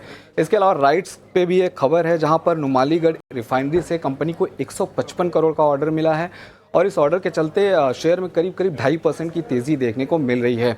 करूर वैश्य बैंक की बात करें तो करूर वैश्य बैंक ने अपने Q4 के अपडेट्स दिए हैं, जहां पर उन्होंने बताया है कि मार्च में जो लोन है उसमें करीब करीब 14% की बढ़ोतरी देखने को मिली है और लोन 14% बढ़कर 85,000 करोड़ के आसपास पहुंच गया है। वहीं कुल डिपॉजिट की बात करें तो कुल डिपॉजिट में भी 15% की बढ़ोतरी दिखी है और डिपॉजिट 15% बढ़कर 1.02 लाख करोड़ पहुंच गया है, जिसके चलते शेयर में 2% के आसपास की तेज़ी देखने को मिल रही है। जैसा कि ऑटो सेल्स के आंकड़े आ रहे हैं तो टीवीएस मोटर की बात कर लेते हैं। टीवीएस मोटर की कुल बिक्री जो है वो 17% बढ़ी है और 17% बढ़कर 4.14 लाख यूनिट पहुंच गई है। एक्सपोर्ट में भी 23% की बढ़ोतरी देखने को मिली है। वहीं मोटरसाइकिल बिक्री की बात करें तो मोटरसाइकिल बिक्री में भी 15% की बढ़ोतरी देखने को मिली है, जिसके चलते शेयर हरे निशान में आज कारोबार कर रहा है। अंत में बात करें अशोक लेलैंड की, तो अशोक लेलैंड की कुल बिक्री जो है अनुमान से बेहतर आई है। अनुमान 22,000 का था, लेकिन कुल बिक्री जो है वो 24,000 के पार आई है और कुल बिक्री में 6% की बढ़ोतरी देखने को मिली है। घरेलू बिक्री की बात करें तो घरेलू बिक्री भी 22,500 के पार पहुंच गई है, जिसके चलते शेयर में करीब करीब 1.5% की आज तेज़ी देखने को मिली है। तो ये सारे वो शेयर थे जिनमें आज खबरों के दम पर एक्शन देखने को मिल रहा है।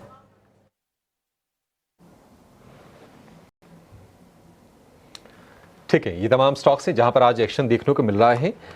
पावर वाले शेयरों में एक खबर का जिक्र कर रहे थे आनंद, और वो है केसी इंटरनेशनल का 1240 करोड़ रुपए का ऑर्डर मिला है। शेयर हम करीब 2% ऊपर देख रहे हैं।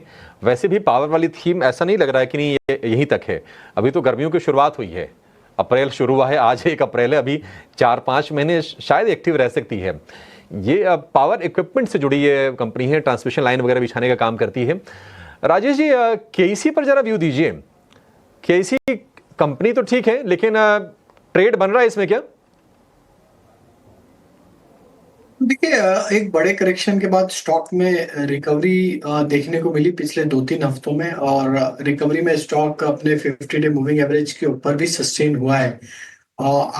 ये स्टॉक में हमें लगता है कि अगर 780 के ऊपर अगर ये सस्टेन रहता है तो यहाँ पे चांस बन सकता है कि स्टॉक 830-840 की तरफ भी जाते हुए दिख सकता है।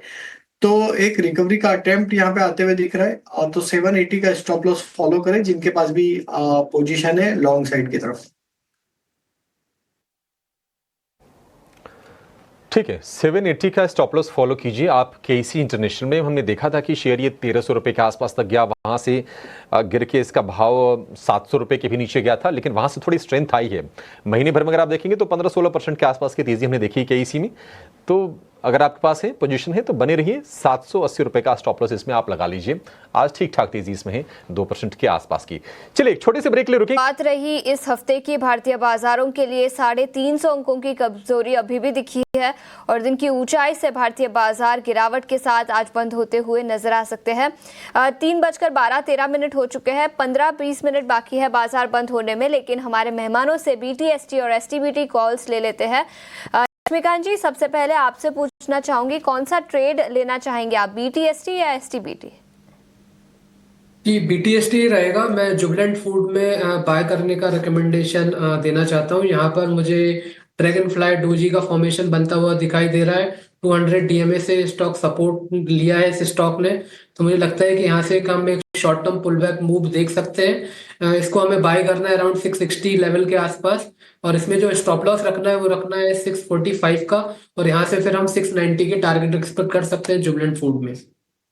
जुबिलेंट फूड वर्क्स पर BTST कॉल लक्ष्मीकांत जी से आता हुआ। राजेश जी, आपका कौन सा ट्रेड रहेगा आज?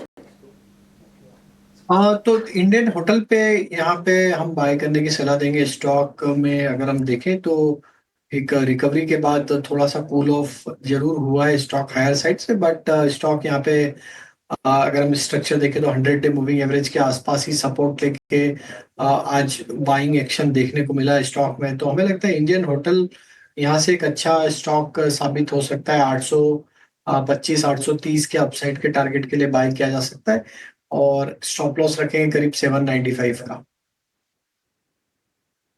इस पर BTST कॉल राजेश जी ने शेयर किया है। कुणाल, आपका कौन सा ट्रेड रहेगा आज? मैं भी इन लाइन ही हूँ, होटल इंडस्ट्रीज पे फोकस करके चल रहा हूँ। MHRIL जो 298 के अराउंड है, खरीदारी करके चलने की सलाह है। डेली चार्ट पे काफी अच्छा सपोर्ट लिया हुआ है, और आज के दिन में स्टॉक में अच्छी खासी मोमेंटम भी देखने को मिली है। आप प्रेजेंट लेवल पे खरीदारी करके चलिए। MHRIL महिंद्रा हॉलीडेज जो 298 के अराउंड है। टारगेट की बात कर लेते हैं, SL की बात कर लेते हैं, तो जो SL और जो टारगेट यहाँ पे निकल के आ रहे हैं वो है 291 का SL, और टारगेट की बात करते हैं 304 का पहला टारगेट है, एंड वो जैसे ब्रेक होता है 312 तक के भी टारगेट आपको यहाँ पे देखने को मिल सकते हैं। तो महिंद्रा हॉलीडेज यहाँ पे खरीदारी करके चलने की सलाह रहेगी।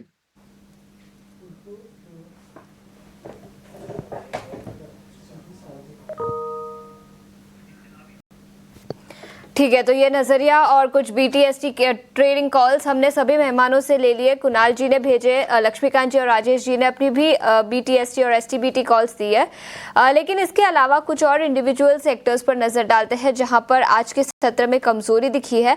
याद रखें, FMCG सेक्टर 1% की गिरावट के साथ कारोबार करता हुआ।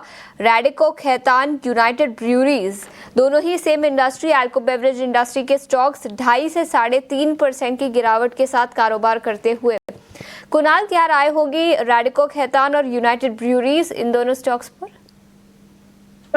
रैडिको खैतान की बात कर लेते हैं। सबसे पहले जिस हिसाब से स्टॉक ट्रेड कर रहा है और जो मोमेंटम फिलहाल देखने को मिल रही है, आज के दिन में स्टॉक 4% नीचे है, और अब आली चार्ट की बात करें, आली चार्ट पे भी कहीं ना कहीं एक नेगेटिव डाइवर्जेंस क्रिएट हो रहा है। यूँ लग रहा है कि ये स्टॉक आने वाले दिनों में 2260 तक के लेवल दिखाने के लिए रेडी है, 2260 तक के लेवल। सो व्यू टोटल नेगेटिव साइड का है, कोई नई पोजीशन बना के चलने की सलाह नहीं है। और यूनाइटेड ब्रूअरीज की बात करें तो जिस हिसाब से स्टॉक ट्रेड कर रहा है और जो मोमेंटम फिलहाल हमें स्टॉक में देखने को मिल रही है, UBL में भी जो व्यू है नेगेटिव साइड का ही है। आज के दिन में स्टॉक 2.5% नीचे है। लाइकली चांसेस है आने वाले दिनों में स्टॉक आपको 1880 तक के लेवल दिखा सकता है, और अगर ये लेवल देखने को मिलता है तो वहीं पे आपको खरीदारी करके चलने की सलाह रहेगी। नजरिया यूनाइटेड ब्रूअरीज और इसके अलावा रैडिको खैतान दोनों ही स्टॉक्स निफ्टी FMCG इंडेक्स के टॉप लूजर्स में आज के सत्र में शामिल।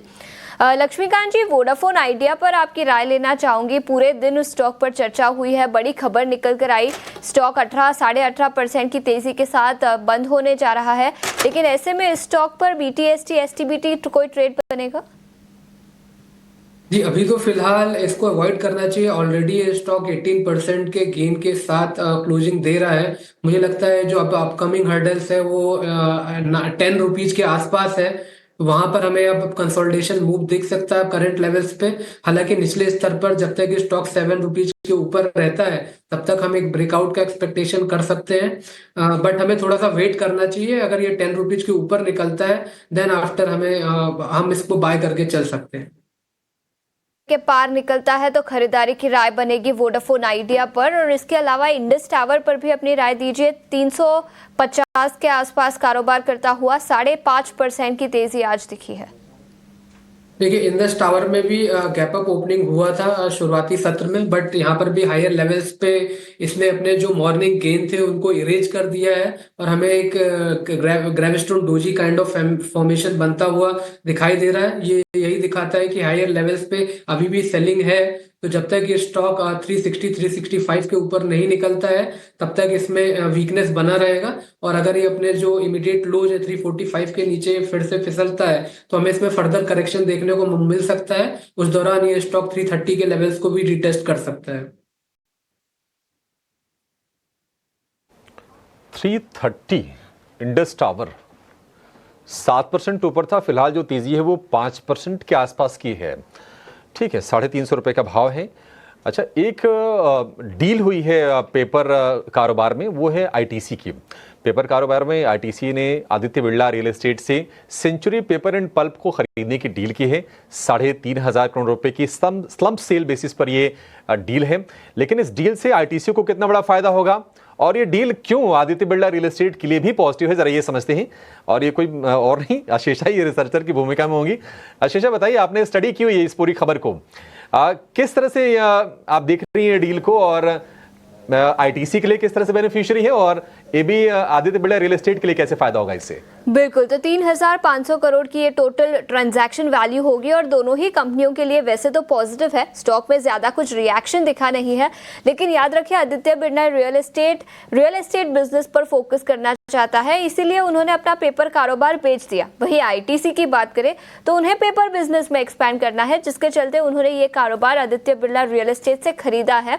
अगले 6 महीने में ये ट्रांजैक्शन खत्म होता हुआ नजर आएगा और 3,500 करोड़ वैल्यूएशन की बात करें तो एनालिस्ट का मानना है कि 6 टाइम्स के वैल्यूएशन पर किया गया है। 6 टाइम्स EV to EBITDA, जो एनालिस्ट के हिसाब से थोड़ा सा एक्सपेंसिव है, लेकिन फिर भी ITC के लिए भी पॉजिटिव है। उनकी कैपेसिटी 60% तक बढ़ती हुई नजर आएगी, 60% तक। और as a percentage of total revenue देखें तो ITC करीब 18% रेवेन्यू पेपर बिजनेस से जनरेट करता है। अब इस एक्विजिशन के चलते उनकी कैपेसिटी और बढ़ेगी और जो रेवेन्यू प्रोपोर्शन आता है इस पर्टिकुलर बिजनेस से वो भी बढ़ता हुआ नजर आएगा। इनफैक्ट अगर आदित्य बिरला रियल एस्टेट की बात करें तो करीब 80% रेवेन्यू पेपर बिजनेस से आता था और उन्होंने कुछ समय पहले बताया था कि उन्हें एक पैन इंडिया प्लेयर बनना है। कई सारे नए लॉन्चेस हैं उनके रियल एस्टेट सेगमेंट में अक्रॉस द बोर्ड, तो काफ़ी अच्छे एक्सपेंशन प्लान्स है रियल एस्टेट बिजनेस पर। तो दोनों ही कंपनियों के स्ट्रैटेजिक फोकस फिक्स्ड है। जहां पर ITC पेपर बिजनेस में एक्सपैंड करना चाहता है तो उनके लिए भी एक पॉजिटिव है, और अगर हम आदित्य बिरला रियल एस्टेट की बात करें तो उन्हें पेपर बिजनेस से एग्जिट करना था, तो दोनों के लिए एक विन विन सिचुएशन है। इनफैक्ट MK की एक रिपोर्ट आई है जहां पर उनका मानना है कि EBITDA पर KG अभी 2.6 रुपीस पर केजी के आसपास है, वो करीब 10 से 12 रुपए प्रति केजी तक बढ़ सकता है। तो काफ़ी स्ट्रैटेजिक इनिशिएटिव्स ITC लेगी इस एक्विजिशन के चलते, जिसके चलते कंपनी की प्रॉफिटेबिलिटी भी बढ़ती हुई नजर आ सकती है। वही आदित्य बिरला कैपिटल की बात करें तो रियल एस्टेट ग्रोथ और डेट रिडक्शन के लिए इस पैसों का इस्तेमाल किया जाएगा, जो 3,500 करोड़ उन्हें मिलेंगे। तो हाँ, विन विन सिचुएशन है। स्टॉक में ज़्यादा कुछ रिएक्शन नहीं दिखा, लेकिन फिर भी एक बड़ी डील अनाउंस होती हुई नजर आई, जिसके चलते दोनों ही स्टॉक्स आज पूरा दिन फोकस में थे। ठीक है, कोई ज़्यादा एक्शन नहीं दिखा, लेकिन ये पॉजिटिव है। कुछ चीज़ों का थोड़ा सा देर से असर होता हो सकता है कि बाद में रियलाइज़ हो स्ट्रीट को कि नहीं बढ़िया डील की है आईटीसी ने, क्योंकि ये वैल्यूएशन के लिहाज से भी काफ़ी अट्रैक्टिव है और सही भाव पर डाउनटर्न साइकिल के निचले एंड पर ये डील पकड़ ली है आईटीसी ने। अगर हम हाई से देखेंगे तो आईटीसी का शेयर करीब करीब 22-23% नीचे आकर कारोबार कर रहा है। 548 रुपये के आसपास के हमने हाइस देखे थे और अब ये शेयर है 400 रुपये के आसपास के। राजेश जी, आईटीसी मतलब फंस के रह गया शेयर ऊपर से गिरने के बाद, आप इसमें बड़ा मूव कब देखेंगे? कौन से लेवल के इंतजार आप कर रहे हैं इसमें? बिल्कुल, देखिए करेक्शन के बाद स्टॉक एक साइडवेज कंसोलिडेशन ही दिखा रहा है काफी समय से, और जनरली हम देखें तो ये स्टॉक का बिहेवियर भी इसी तरीके से रहता है। एक रैली के बाद स्टॉक में कंसोलिडेशन होता है, या गिरावट के बाद भी देखें तो एक कंसोलिडेशन एंड देन थोड़ा लंबा पीरियड का कंसोलिडेशन होता है, फिर स्टॉक ब्रेकआउट डिस्प्ले करता है। हमें लगता है कि यहाँ पे और भी अभी 2-3 हफ्ते और भी लग सकते हैं स्टॉक को एक साइडवेज कंसोलिडेशन में ही बिताते हुए। लेवल की बात करें हायर साइड पे तो 425-430 का लेवल इंपॉर्टेंट है, वो क्रॉस होता है तो ये फिर एक हायर साइड पे रैली 460 470 की तरफ बनते हुए दिख सकती है। पर टाइम बीइंग जब तक ये साइडवेज कंसोलिडेशन रहेगा, हमें लगता है ये रेंज रहेगी 425 से लेके डाउन साइड में जो इम्पोर्टेंट है वो 390, तो यही रेंज में हमें लगता है कुछ हफ्ते भी बिताता हुआ दिखेगा स्टॉक, एंड देन फिर जब भी ब्रेकआउट होंगे तो स्टॉक में एक अच्छी रैली शॉर्ट टर्म में आते हुए बनेगी। बट अभी टाइम लगेगा इसमें, ऐसा इस तरीके से बिहेवियर हमें लगता है चार्ट पे स्ट्रक्चर दिखाते हैं। कुणाल परार, आज बैंक निफ्टी जिनके पास उन्होंने सौदे नहीं काटे, क्या एक बार वो बीटीएसटी कर जाएं? बैंक निफ्टी बीटीएसटी 50-800 में बंद हो रहा है, बहुत इंपॉर्टेंट लेवल है ये एक्चुअली में मेक ब्रेक है।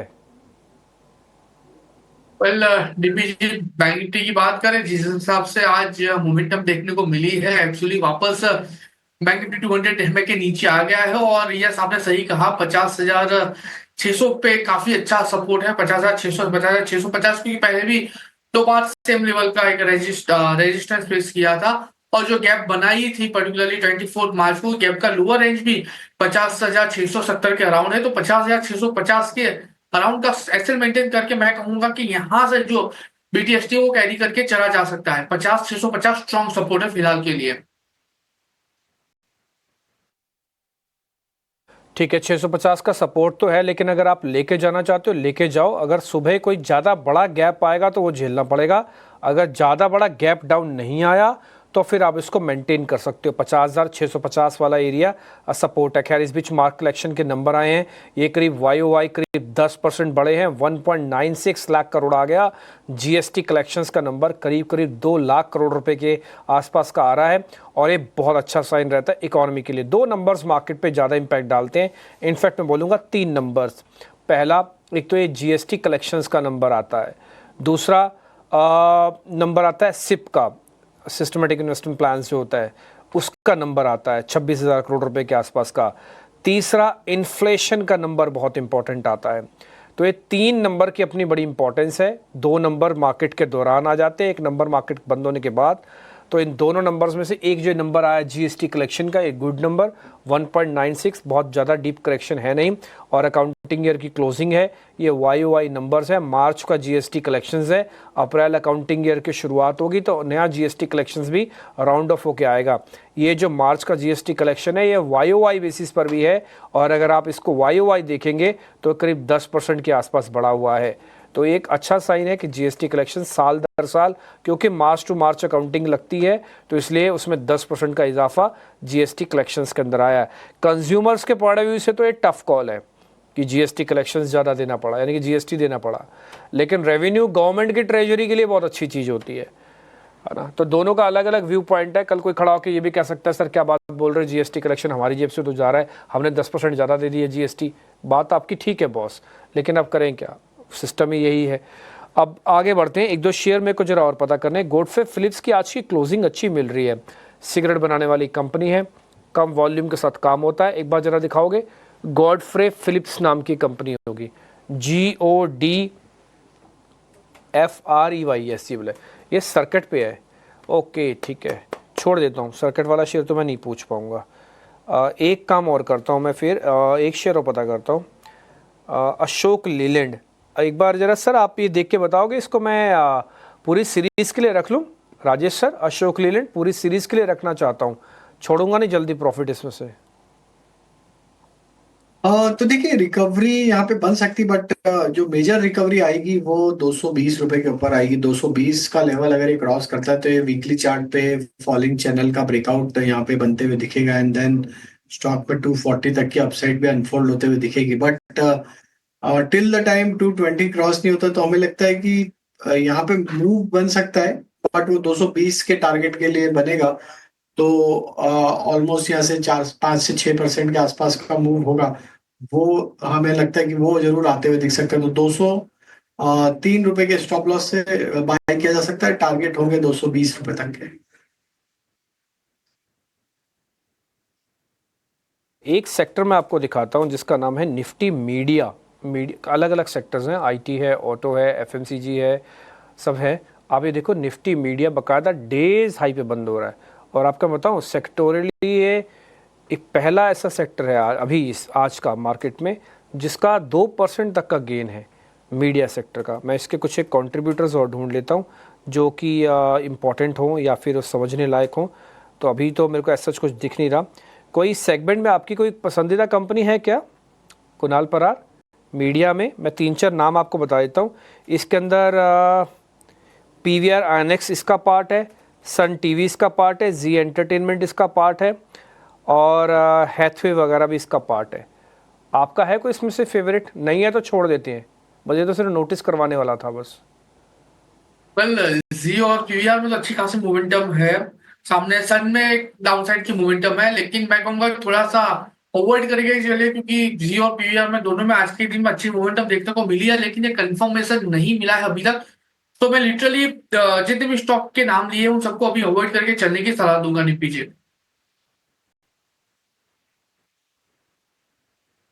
अब ना मैंने वो लिस्ट निकाली हुई है जहाँ पर आज के 52 वीक लो लगा है। टाटा एलेक्सी का एक बार शेयर दिखाना, ये साल का इसने आज लो टेस्ट किया है।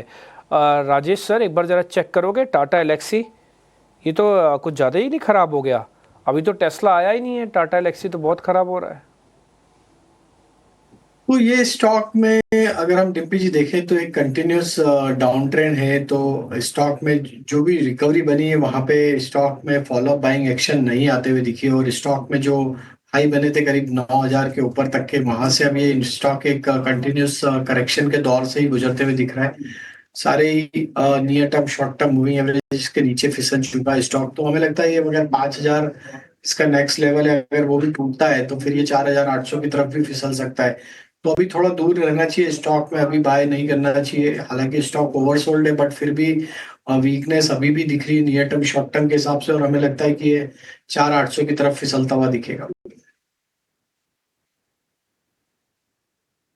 4800 यानी कि 4800 की तरफ आ सकता है। मेरा भी सर यही पॉइंट था जो अभी आपने खुद ही लाइन बोल दी कि है तो ओवरसोल्ड लेकिन अभी आना नहीं, है ना। मेरे को भी यही लगा, मैं क्या ओवरसोल्ड शेयर है, सब कुछ ठीक है, ऐसा कोई बैड न्यूज़ आई नहीं। टाटा ग्रुप की कंपनी है, टेक्नोलॉजी से जुड़ी हुई है, समझ में आता है कि टेस्ला आएगा तो थोड़ा प्रेशर बनाएगा, बट ये शेयर तो काफ़ी नुकसानदेह है। और आप दिखाओ एक बार ज़रा साल का चार्ट, करीब 35% से ज़्यादा ये शेयर टूटा हुआ है। जैसे शेयर ढूंढने पड़ते हैं, बट फिर भी आप उसको ना चेक करवा के ही लेना कि इसको प्लस करना है कि नहीं। कल पर नज़र रहेगी तो कुछ उसके इवेंट है आपके स्क्रीन पर आ जाएंगे। पहले तो अमेरिका के एडीपी रोजगार के आंकड़े आएंगे, उससे ज़्यादा ज़रूरी है ट्रंप का रेसिप्रोकल टैरिफ की जो डेडलाइन है। आज शाम को क्या वो ये कह देंगे कि हम सोचने के लिए समय दे रहे हैं, या वो ये कह देंगे कि नेगोशिएशन इज स्टिल ऑन, क्या वो ये कह देंगे कि ठीक है नहीं हम टैरिफ लगा रहे हैं। जैसा भी लगाएंगे मार्केट उस पर रिएक्शन देगा। अच्छी खबरें डिस्काउंट होना बाकी हैं, बुरी खबरें डिस्काउंट हो चुकी हैं। इसके अलावा डिविडेंड के लिए यूएसएल के शेयर खरीदने का कल आखिरी दिन होगा। पीएम मोदी थाईलैंड के दौरे पर जाएंगे। आपको पता है रिसेंटली वहाँ पे भी भूकंप के झटके बहुत ज़ोर से लगे म्यांमार, और भारत ने भी अपना ऑफ़र किया था कि अगर आप हमसे कोई हेल्प लेना चाहें तो आप ले सकते हो, और थोड़ी बहुत हेल्प हमने भेजी भी है। तो ये कुछ एक इम्पॉर्टेंट ट्रिगर्स हैं जो हम आपके सामने कंक्लूड कर रहे हैं। बाज़ार बंद हो रहा है, मार्केट के अंदर आज की क्लोजिंग लेवल के हिसाब से क्या ख़राब है क्या ठीक है, मैं ज़रा जल्दी जल्दी आपके सामने रखता जाता हूँ लेवल के हिसाब से। हाँ, निफ्टी की जो क्लोजिंग है लेवल के हिसाब से वो ख़राब है, निफ्टी को आज कम से कम 23,250 बंद होना चाहिए था, वो नहीं हुआ। बैंक निफ्टी की क्लोजिंग 50,800 के आसपास होनी चाहिए थी, वही हुई है। तो कल अगर बैंक निफ्टी थोड़ा लीडरशिप लेता है, HDFC अपनी गिरावट को रोक देता है तो फिर काम आएगा, नहीं तो प्रेशर मेंटेन भी रह सकता है। IT और ऑटो अगले पूरे अप्रैल सीरीज में सबसे ज़्यादा नोटिस करने वाले दो इंडेक्स बनेंगे, IT और ऑटो। ऑटो में क्या होगा, एग्रेशन आएगा, और IT में डिफेंसिव यानी कि सपोर्ट दिखेगा। तो अभी चेक करते रहना। हाँ, अगर IT और ऑटो किसी में दोनों में भी सपोर्ट आ जाता है ना तो कोई दिक्कत नहीं है। एडवांस डिक्लाइन की रेशियो अगर बात बिल्कुल ठीक है तो 1800 वर्सेस 900, तो ये चीज़ बड़ी काबिल तारीफ़ है, एडवांस डिक्लाइन की रेशियो जिससे मेरे को स्क्रीन पे दिख रही है। दूसरा पॉइंट, एडवांस डिक्लाइन की रेशियो के अलावा इंडिया विक्स आज 9% के आसपास बढ़ा, लेकिन ज़्यादा अभी भी घबराने की बात नहीं। आप ऐसा लग रहा होगा कि 300 पॉइंट टूट गया सर, 700 पॉइंट बैंक निफ्टी गया, उसके बावजूद कह रहे ज़्यादा घबराना नहीं। वो इसलिए नहीं घबराना क्योंकि रिकवरी भी अच्छी हुई है, और क्योंकि लाइट सीरीज थी तो शेकिंग होगी ही होगी। ठीक है, कुणाल परार, बहुत शुक्रिया आपका आज समय देने के लिए। शुक्रिया आपका राजेश सर, आज आपने समय निकाला, अच्छे से आपसे बातचीत हुई, और भी आगे मुद्दे पे बातचीत करेंगे। और मेरे को और आशीषा को और अभिषेक जी को आप इजाज़त दे सकते हैं।